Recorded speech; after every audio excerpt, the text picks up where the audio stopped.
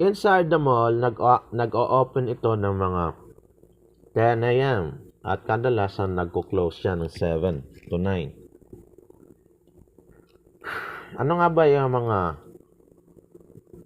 ginagamit at mga kagamitan na nasa mga malls na yan?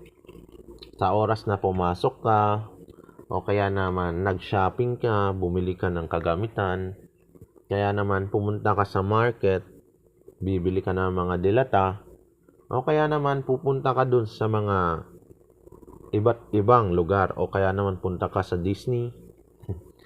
Anong tawag nun? Toy Kingdom. Disney ang tawag ko dun. Maglalaro-laro ka dun.